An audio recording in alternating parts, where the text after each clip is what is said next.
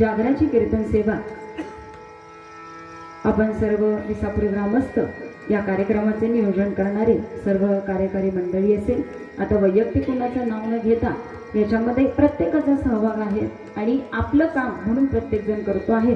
त्यामुळे वैयक्तिक व्यक्तिगत कुणाचं नाव न घेता आपण सुंदर हे कार्यक्रमाचं नियोजन करत आहात। आज 7वा दिवस आणि उद्या काल्याचं कीर्तन आहे। सुंदर असे वक्ते आपल्या गावामध्ये येऊन गेले आणि पहिल्या दिवसापासून अगदी आजच्या दिवसापर्यंत आणि उद्या ज्यांचा काला आहे तेही सुंदर कीर्तन आहे। त्यामुळे उद्याही सर्वांनी उपस्थिती दाखवा आणि सुंदर असं हे नियोजन करत असताना आजचं हे कीर्तन माझ्या वाट्याला आलं। प्रथमतः मी सर्व विसापूर ग्रामस्थ आणि सर्व कार्यकारी मंडळी तुम्हा सर्वांचे मी शतशः आभार व्यक्त करते। खरं तर कीर्तनाच्या सुरुवातीला मला पहिला दिवस देण्यात आला होता, पुन्हा काही वर्षानंतर मला दुसरा तिसरा दिवस देण्यात आला, पुन्हा काही वर्षानंतर मला वाटतं मी 4-5व्या दिवसाची कीर्तन सेवा केली आणि आज जागराची कीर्तनाची सेवा माझ्या वाट्याला आली। मला असं वाटतंय भविष्यात काही दिवसांनी काल्याचं कीर्तन एकदा वाट्याला येईल आणि पुन्हा विसापूर म्हणून घरी जाऊन बसा, असं काही न व्हावं। असं एक एक दिवस पुढे यायला लागलाय। खूप आनंद वाटला, चला आज जागर काल्याची सेवा आपल्याला मिळते। त्यामुळे प्रथमतः तुमची मुलगी म्हणून, विसापूर गावची सुकन्या म्हणून आणि पुनश्च एकदा तुम्ही मला इथं बोलवलं। पाठीमाग आपले अतुल बाबा साळुंके यांच्या घरी त्यांच्या आईंच्या पुण्यस्मरणानिमित्त कीर्तन झालेलं होतं।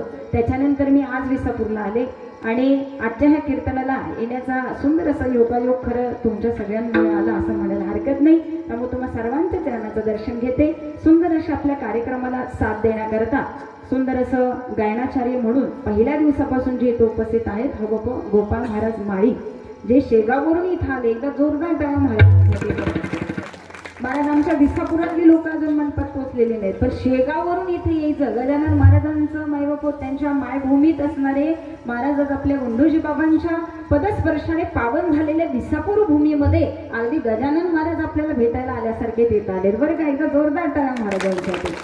खूप असं सुंदर त्यांचं गायन आहे, आपण अगदी पहिल्या दिवसापासून ऐकत आहातच। मी त्यांचेही शतशः आभार व्यक्त करते।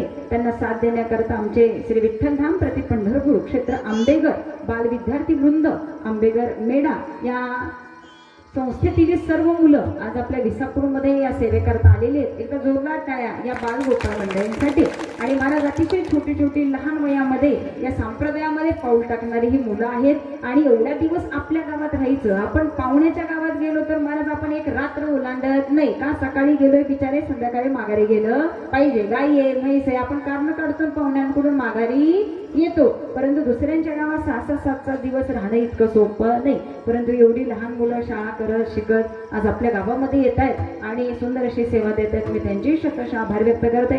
सुंदर अशी मृदंगाची साथ देण्याकरता मृदंग विशारद आमचे गणेश महाराज गुजर आपल्या भागाचं वैभव म्हणायला हरकत नाही आणि आपल्या हातगुणवरून येणारे गावावरती नितांत प्रेम आणि गावाचंही ज्यांच्यावर नितांत प्रेम असे सूर्यकांत महाराज लावण या दोघांचेही शतशः आभार व्यक्त करते। एकदा जोरदार टाळ्या या दोन्ही महाराजांसाठी बरं। आज फक्त टाळ्या वाजवा का, कारण उद्या काला ऐकायचंय, प्रसाद खायचंय आणि टाटा बाय बाय पुन्हा आपल्याला गाथा पारायणाची तयारी करायची, बरोबर ना। पुन्हा तो आनंद आहे। त्यामुळे आपण नशीबवान आहोत। आपल्या गावामध्ये फक्त 7 दिवस 8 दिवस कीर्तन नाही, जवळजवळ 14, 15, 16 दिवस आपल्याला कीर्तन ऐकायला मिळत असतात। त्यामुळे असं आनंद घ्या, आयुष्य एकदा आहे आणि एका आयुष्यामध्ये मला जेवढं काही परमार्थ करता येईल असं मी सांगत नाही, माझे साधू संत सांगून जातात। विठ्ठल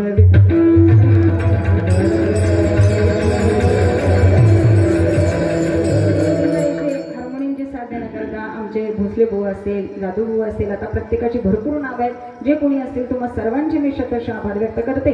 आमचे व्यासपीठ चालक गणेश महाराज असतील, प्राण महाराज असतील, यांनी सुंदर आपली सेवा इथं देत आहेत आणि महाराजांच्या सेवेप्रित्यर्थ मंडोजी बाबांच्या सेवेप्रित्यर्थ इथं सेवा करत आहेत आणि सुंदरशी साऊंड सिस्टीम असेल, मंडप व्यवस्था असेल, सुंदर आपलं कार्य चालू आहे। अन्नदाते मंडळी असतील, सकाळचा नाश्ता, दुपारचा नाश्ता, संध्याकाळी जेवण, सकाळी जेवण, जे जे काही नियोजन असेल त्यामुळे अन्नदाते सुद्धा खूप महत्वाचे असतात। मी त्यांचे सर्वांचे शतशः आभार, सर्वांचं खूप खूप कौतुक। आता जर कुणी राहिला असेल तर थोडं मुलगी म्हणून माफ करा, कारण मला बरोबर 11 वाजता कीर्तन संपवायचे आणि कीर्तनामध्ये आता जास्ती जा वेळ न लावता विनेकरी ताई असेल दोघांच्या चरणाचं दर्शन घेते. सर्व टाळकरी मृदंगाचारी हार्मोनियम वादक असतील, आजूबाजूवरून आमचे नेरवरून आलेले महाराज असतील, प्रवचन ज्यांनी केलं त्या सर्व महाराजांचं सुद्धा खूप खूप कौतुक. आणि पहिल्या दिवसापासून आपण सुंदर कीर्तन ऐकत आलेलं आहात. त्यामुळे आजचं कीर्तन हे बोबडं कीर्तन तुमच्या बाळाचं तुमच्या मुलीचं कीर्तन म्हणून ऐका आणि सर्वांनी फक्त देवाच्या भजनाचा आनंद घ्या आणि कीर्तनाचा आनंद घ्या.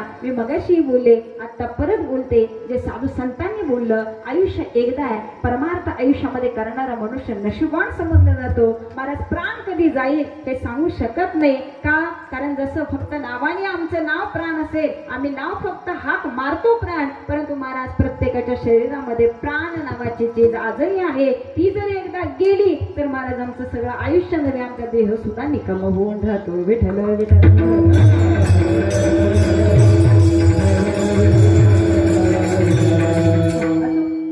तुम्हा सर्वांच्या चरणाचं दर्शन घेते. प्रस्तुत प्राप्त कीर्तन रूपी सेवेकरता निवडलेला अभंग जगद्गुरु जगदमान्य देहू निवासी वैराग्याचे परममूर्ती, जगाला ज्ञान सांगून देणारे संत कसा असावा, जगाचा उद्धार करण्याकरता मायबाप आईच्या रूपामध्ये संतांनी अवतार घ्यावा, अशा जगद्गुरु तुकोबरायांचा 3 चरणाचा प्रसंगानुरूप मागणी पर प्रकरणातला सर्वांच्या पाठ्याचा आरती झाली. महाराज प्रसाद वैशाली आम्ही ज्यावेळी घालील लोटांगण करत असतो, शेवटाली आम्ही देवाला मागणं मागतो आणि मागणं मागत असताना हा अभंग सर्वांच्या मुखातनं येत असतो. महाराज आता किती जणांचा पाठ आहे हा भाग वेगळा आहे, पाठ असून त्याचा भावार्थ किती जणांना माहिती हा त्याच्यापेक्षा वेगळा आहे, ठीक आहे ना.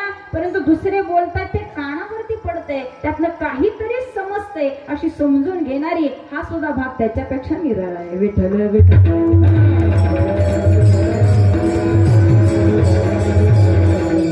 जगद्गुरु तुकोबरायांनी सुंदर मागणं या अभंगामध्ये मागितलेले महाराज, ठीक आहे ना.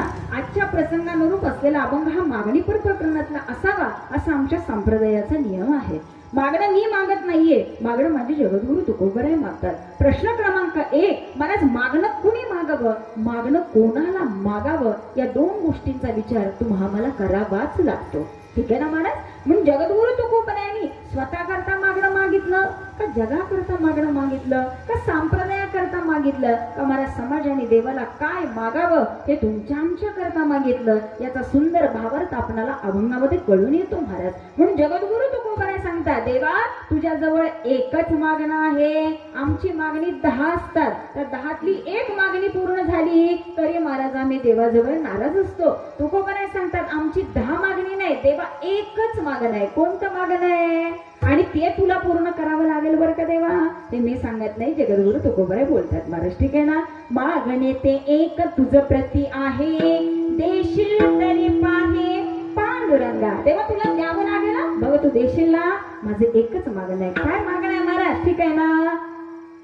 या संतांची निर्वी हेची मज देईल. देवा संतांच्या संगतीमध्ये मला जायचं आहे, संतांची संगत मला घडावी. देवा एवढंच एक मागणं तुझ्या चरणाशी आहे. आणि देवा हे तू कधी देशील, कधी देशील. देवा आता वेळ नाही लावायचा का, कारण तू उदार आहेस, अनादी आहेस, तू सर्वांचं मागणं पूर्ण करणार आहेस. देवा वेळ लावायचा नाही, ते मागणं तत्काळ पूर्ण व्हावं म्हणजे माझ्या आयुष्याची सार्थकता होऊ शकते, हे मी सांगत नाही, जगद्गुरु तुकोबराय सांगतात. म्हणून महाराज तुका म्हणे आता उदार तो होई मज ठेवी पायी संतांची या. म्हणून संतांचं मागणं, संतांचे चरण हे एकच मागणं आजच्या अभंगामध्ये जगद्गुरु तुकोबराय आपल्याला सांगून जातात. विठ्ठल विठ्ठल.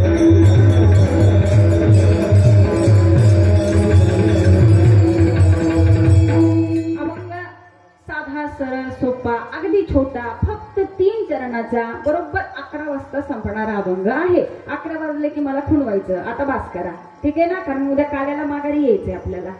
त्यामुळं बरोबर ठरवून अभंग 3 चरणाचा घेतला, मागणीचा घेतला, संतांचं महत्व व्यक्त करणारा घेतला. कारण तुम्ही ज्या पुण्य पावन स्पर्शाने पतित झालेली भूमी आहे ना महाराज, ही संतांची भूमी आहे. तुम्हा आम्हाला गर्व आहे की महाराज आज आम्ही श्री संत गुंडोजी बाबांच्या समाधी घेतलेल्या अशा ठिकाणी, अशा तीर्थक्षेत्री महाराज आम्ही राहतोय आणि संतांचा आशीर्वाद आणि संतांचं हे पदस्पर्शानं पावन झालेलं हे गाव, हे आपलं विसापूर गाव. की अशा विसापूरचं नाव महाराजा सातारा जिल्ह्यामध्ये आज तुम्ही कुठेही जा, विसापूर म्हटलं की आदरानं घेतलं जाणारं गाव आणि ते नाव म्हणजे विसापूर. विठ्ठल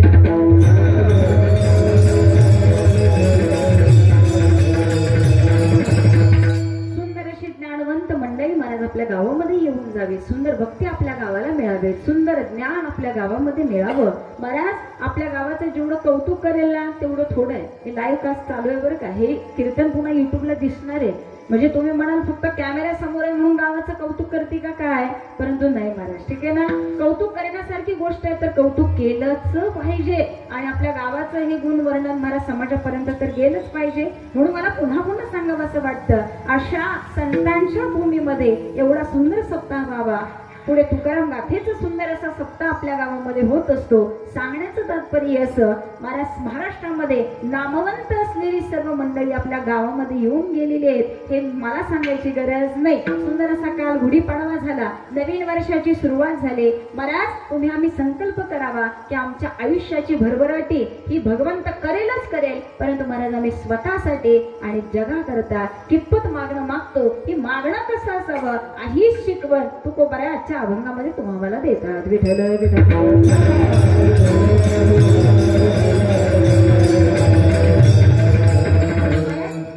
सुंदर असं नामस्मरणामध्ये व्यतीत असलेलं माझे जगद्गुरु संत तुकोबराय चरित्र पाहिलं तर मला समजतं की नाम कसं घ्यावं, भक्ती कशी करावी. भक्ती ही तुकोबरायांच्या मायबापो गळ्यातला जसा देवाचा ताईत असावा तसं माझे जगद्गुरु तुकोबरायांकडे पाहिलं ना की महाराज निखळते लखलखती भक्ती म्हणजे माझे जगद्गुरु तुकोबराय महाराज. तुकोबरायांचं नाव घेतलं ना तरी महाराज लोक डोलायला लागतात. तुकाराम तुकाराम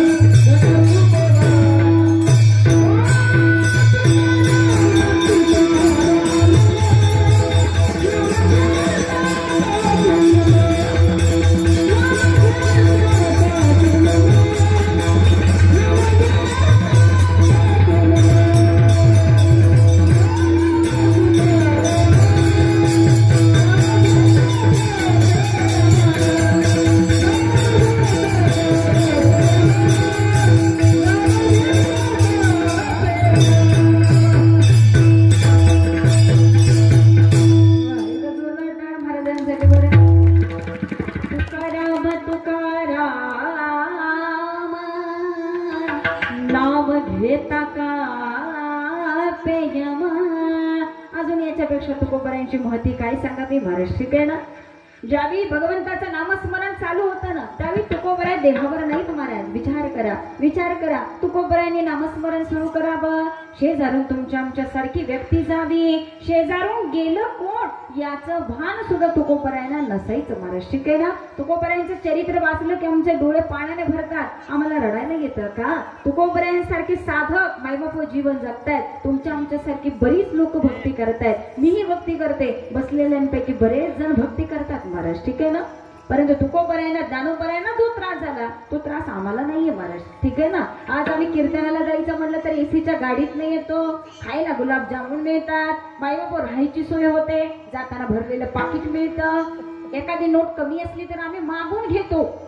आमचा थाटमाट वेगळा आहे महाराज, ठीक आहे ना. तुकोबरायांच्या काळामध्ये असं चालत नव्हतं महाराज. तुकोबरायांनी सांगावं देती घेती. आता याचा विचार प्रत्येकाने प्रत्येकाचा करावा. जरी मी सांगत असले तरी मी का बिना पाकिटाची जाणार आहे का? त्यामुळे बोले तैसा चाले त्याची वंदावी पाऊले. त्यामुळे मला असं वाटतं कीर्तन झाल्यावर आमच्या सारख्याच्या पाया नाही पडेल तेवढं चांगलंय, परंतु समाजाला सवय लागली महाराज, ठीक आहे ना. आता थेट बोलते, मुलगी म्हणून बोलते. माझ्या गावात बोलायचे काय चोरी, आता बाहेर नाही बोलणार का? कीर्तन करायचे थो परत जाऊन. जगद्गुरु तुकोबरायांनी सांगावं भक्ती करायची, भक्ती निष्ठेची असावी. भक्ती देवाला आवडते ना अशी भक्ती तुमच्यामध्ये उतरावी. तुकोबरायांना पाहिलं की महाराज भक्ती कशी असते, आम्हाला आदर्श उदाहरण माझ्या तुकोबरायांची भक्ती, नामदेव महाराजांची भक्ती, चोखा महाराजांची भक्ती, माझ्या जनाबाईची भक्ती. जनाईनं देवाला हाक मारावी. अहो हाक मारायची सुद्धा गरज नाही. माझ्या जनाईनं नुसत्या कामाला सुरुवात केली की देव आलाच मदतीला महाराज, ठीक आहे ना. तरी सुद्धा जनाबाई देवाला वारंवार म्हणते नाही केली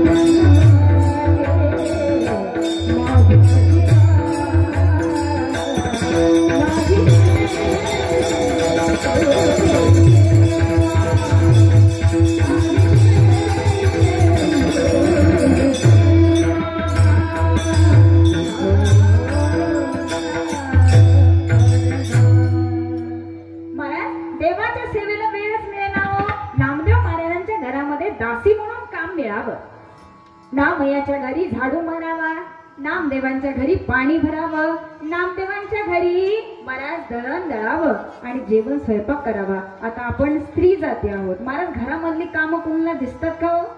रानात काम केलं तर एक वेळ म्हणते बिचारी रानात जाते. घरात कितीही कामं करा एकच वाक्य येतं, घरात बसून तुला काम काय असतं? प्रत्येकाचं वाक्य तेच आहे महाराज, परंतु घरातली कामं दिसून येत नाही. माझी जणी हे माझ्या पांडुरंगाकरता पंढरपुरामध्ये राहिलेली होते. देवा तुझ्या दारामध्ये मला राहायचंय, मी नाही जाणार माघारी. बाबा मी नाही येणार, मी नाही येणार. महाराज नामदेवांच्या घरी जनाईची सेवा चालू झाली. परिणाम असा झाला घरामध्ये इतकी कामं वाढली, इतकी कामं वाढली महाराज पांडुरंगाच्या दर्शनाला जायला जनाईला वेळच मिळेना. परिणाम असा झाला पांडुरंग परमात्मा मंदिरातून साक्षात जनाईच्या दर्शनाकरता आणि जनाईच्या मदती करता घरी येऊ लागला. प्रत्येकाला माहिती आहे महाराज. आणि हे चरित्र बघत असताना डोळ्यातनं पाणी येतं का? कारण देव भक्ता करता काय काय करेल हे महाराज त्या भक्ताला आणि देवालाच माहिती आहे. भक्ताचा अधिकार काय असतो महाराज? भक्ताला देवाला काही मागावं लागतच नाही. न मागता देव सगळं काही देत असतो महाराज, ठीक आहे ना.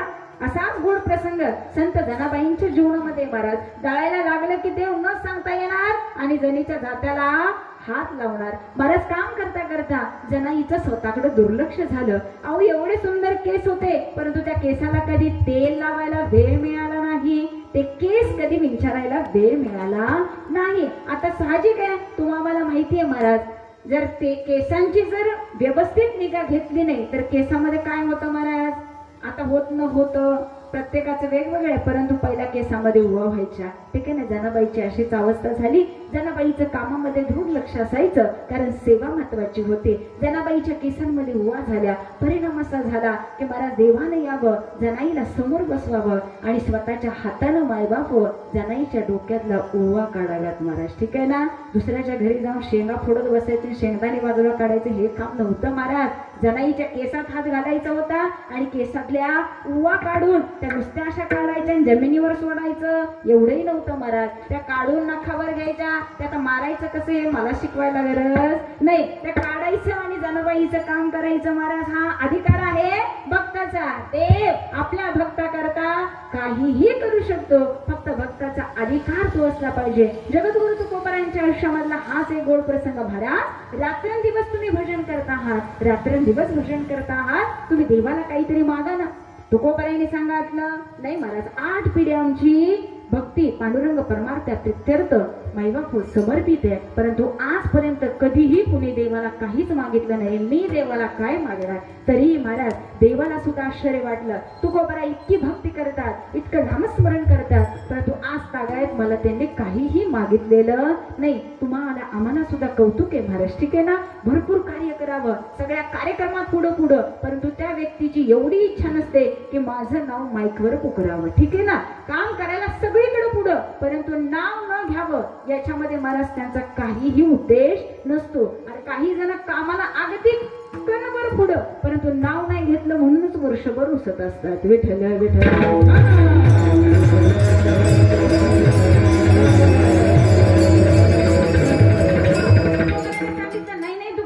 काहीतरी मागा तुम्ही. देवानं सांगितलं तुकोबाराय एवढी भक्ती करताय, नाही काहीतरी तुम्ही मागा, काहीतरी मागा. तुकोबारायने सांगावं देवा मला काही नको रे, मला काही नको. अरे फक्त तुकोबाराय नाही, माझे नाथ बाबा सुद्धा सांगतात, माझे नामदेव महाराज सुद्धा सांगतात, आम्हाला काही नको, फक्त तुझ्या सेवेमध्ये दृढ चित्त लीन भाव देवा, एवढंच पाहिजे. आणि का मागा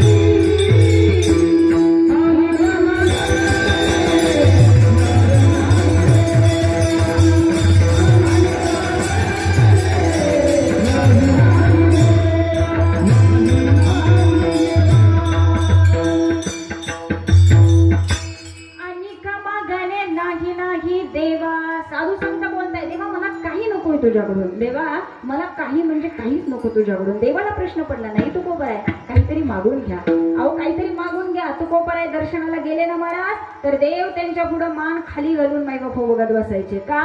कारण तुकोबारायांचं हे भक्तीचं स्वरूप महाराज देवाला सुद्धा डोईजड जात होतं. तुम्ही विचार करा ना, प्रत्येक संकटाच्या वेळी एखादी व्यक्ती आम्हाला मदत करायला यावी, तिची इतकी उपकार आपल्यावरती झाले, इतके उपकार आपल्यावरती झाले, पुन्हा पुन्हा महाराज आपण तिला हात जोडतो. काही करा, काही सांगा, तुमच्यासाठी मी काही पण करेल, पण काहीतरी तुम्ही मागा, कारण तुमचे उपकार आता आम्हाला नकोय. सर्वसामान्य लोक अशी जगतात, तर महाराज देव आपल्या भक्ताला असं कसं मायबाप करून घेईल. त्यावेळी देवाने सुद्धा सांगावं तुकोबाराय काहीतरी मागा.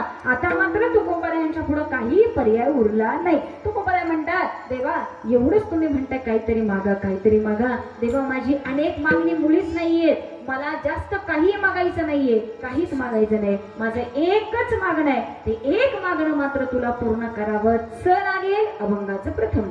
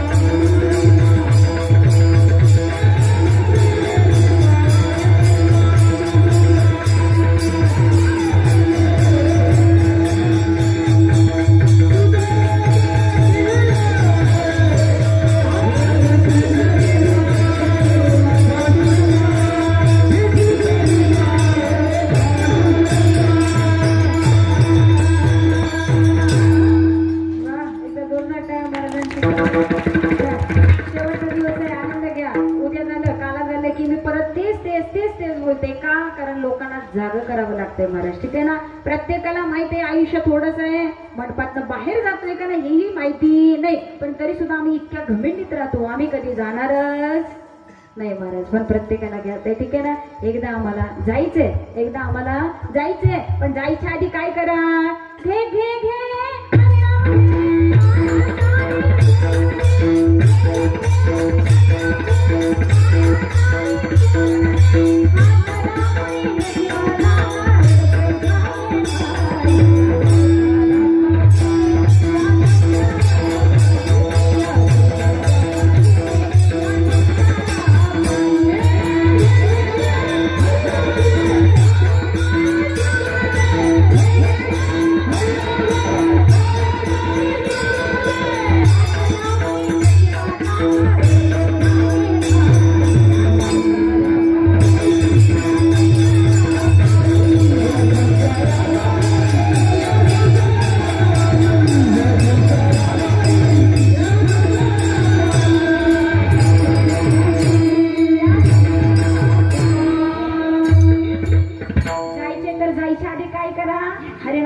सुरुवात करा महाराज. ठीक आहे ना. कारण याच्यामुळे जो आयुष्याचा उद्धार होईल ना तो अन्य कशाने नाही. दोन्ही मुलं सर्व्हिसला लागली, सुंदर घरचं सगळं काही ओके, आजी बाबा सगळे नातवंड बघण्यात आली, परतवंड पाहिली, सगळं झालं. आता प्रपंचात काहीही राहिलेलं नाही. आता हे सगळं असलेली माझ्या पुढे बरीच जण आहेत, त्यांनी फक्त छातीत ठोकून मला सांगावं, महाराज आमच्या जीवनाचा उद्धार झालेला आहे, आता सगळ्या आयुष्याचं काम झालंय, आता आम्ही गेलो तरी हरकत नाही, फक्त जीवनाचा उद्धार झालाय एवढे म्हणणारी फक्त हात वर करा महाराज.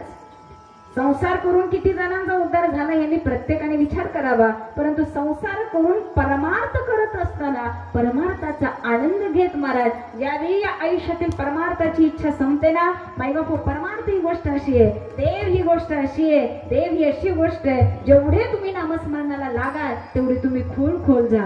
म्हणून एका साधकाने एकच वाट सांगितली, तुम्हाला देवाकडे जायचं असेल ना, तुम्हाला देव बघायचा असेल ना, तर महाराज अन्यत्र काही करत बसू नका, फक्त देवाच्या नामस्मरणामध्ये दंग रहा. जिथं आहात, जिथं बसलेला आहात, ज्या घरात आहात तिथं बसल्या जागी नामस्मरण सुरू करा. काही दिवसात तुम्हाला देव नाही भेटायला आला तर प्रियंका दीदीचं कीर्तन कोणा गावातच ठेवू नका. विठ्ठल विठ्ठल.